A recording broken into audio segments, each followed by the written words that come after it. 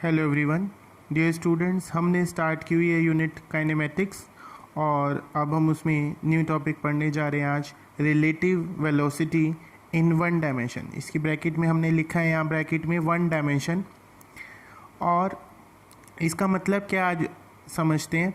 The relative velocity of an object 2 with respect to object 1 may be defined as the time rate of change of position of object 2 with respect to that of object 1। यानी कि जैसे पहले मैं आपको इसकी एक example से समझाना चाहूँगा कि जैसे मान लो कि दो ट्रेन चलती हैं, एक ट्रेन की स्पीड है 60 और दूसरी ट्रेन की स्पीड है 80। तो अब जो दोनों एक ही डायरेक्शन में जा रही हैं, हो सकता है अपोजिट डायरेक्शन में भी आ रही हैं। अगर वो एक ही डायरेक्शन में जा रही हैं, पहले वो केस लेते हैं, तो जो 60 वाली ट्रेन है, 60 जिसकी स्पीड है, उसके लिए जो आगे चल रही है उससे 80 वाली, वो किस स्पीड से जा रही है। जो व्यक्ति नीचे खड़ा है प्लेटफॉर्म पे, उसके लिए तो एक ट्रेन 60 है और दूसरी ट्रेन 80 है, पर जो ट्रेन 60 पे खुद चल रही है, उसके अंदर बैठा हुआ व्यक्ति अगर दूसरी ट्रेन को देखता है तो उसके लिए वो आगे वाली जो ट्रेन जो चल के जा रही है वो कितनी स्पीड से चल रही है, 20 की स्पीड से उससे दूर जा रही है। 60 तो वो उसमें से माइनस कर लो ना, कवर कर रहा है वो उससे 20 किलोमीटर प्रति घंटा दूर होती जाएगी। यानी हर घंटे बाद वो 20 किलोमीटर्स आगे चली जाएगी, फिर एक घंटे बाद वो और 20 किलोमीटर आगे चली जाएगी। इसी तरीके से यदि अगर 80 किलोमीटर पर आवर चलने वाली ट्रेन के अंदर कोई बैठा व्यक्ति अगर पीछे वाली ट्रेन को देखता है जिसकी स्पीड 60 थी, तो वो क्या देखेगा कि वो एक घंटे बाद क्या होगा, 20 पीछे रह गई, फिर 2 घंटे बाद 20 और पीछे रह गई। तो इस तरीके से रिलेटिव वेलोसिटी को देखा जाता है। यानी इसका फॉर्मूला क्या रखते हैं हम, रिलेटिव वेलोसिटी ऑफ ऑब्जेक्ट 2 निकालनी है विद रिस्पेक्ट टू ऑब्जेक्ट 1। तो इसको हम यूँ पढ़ते हैं V21। 21 का मतलब क्या है, रिलेटिव वेलोसिटी ऑफ 2, 1 बाद में आ रहा है, विद रिस्पेक्ट टू 1, यानी 2 की स्पीड 1 के मुकाबले। तो उसमें से क्या करेंगे, V2 माइनस V1। जैसे 80 माइनस 60 तो कितनी बची, 20। तो 2 ऑब्जेक्ट जो है उसकी स्पीड कितनी होगी, 20। इसी तरीके से अगर हमने उल्टा निकालना हो, relative velocity of object 1 with respect to object 2, तो उसको कैसे पढ़ेंगे, V12, यानी रिलेटिव वेलोसिटी ऑफ 1, पहले लिखा है 1 और फिर उसके बाद क्या है 2, यानी विद रिस्पेक्ट टू 2। जिसके विद रिस्पेक्ट टू होता है उसको हम यहाँ पे माइनस करते हैं, यानी V1 माइनस V2। उसके बाद नेक्स्ट हमने इस रिलेटिव वेलोसिटी को समझाने के लिए ग्राफिकल मेथड का इस्तेमाल किया है। Relative velocity in terms of position time graph, position यानी डिस्टेंस टाइम ग्राफ या यूँ कह लो डिस्प्लेसमेंट टाइम ग्राफ, उसकी हेल्प से हमने रिलेटिव वेलोसिटी को समझाने की कोशिश करनी है। First point, when V2 is equal to V1, यानी दोनों जो ऑब्जेक्ट्स हैं मूव करने वाले वो सेम स्पीड पर चल रहे हो, और V2 minus V1 equal to 0, और यानी उनकी जो स्पीड में डिफरेंस है वो कितना है, 0 है।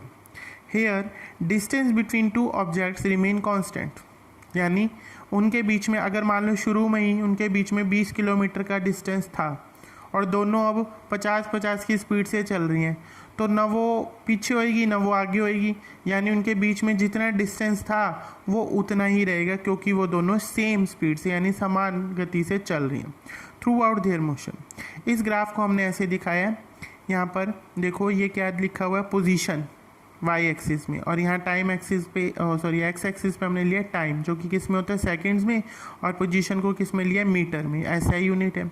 अब ये क्या है, x10, इसका मतलब है x1 यानी position of first object at 0 time, और ये पोजीशन ऑफ सेकंड ऑब्जेक्ट। अब ऑब्जेक्ट 1 की स्पीड क्या है, V1, तो वो तो सीधा अपने रास्ते पे चलता जाएगा।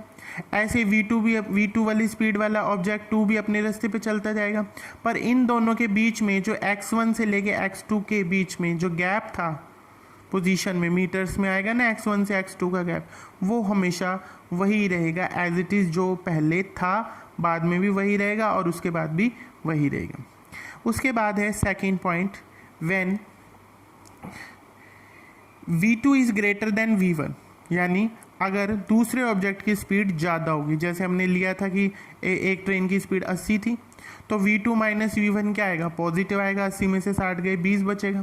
Hair relative separation increases between two objects, तो अगर 20 की स्पीड से एक ट्रेन आगे भागे जा रही तो 1 घंटे बाद वो 20 किलोमीटर आगे हो गई, और 2 घंटे बाद वो 40, 3 घंटे बाद 60, यानी हर घंटे में 20 किलोमीटर का फ़र्क पड़ जाए।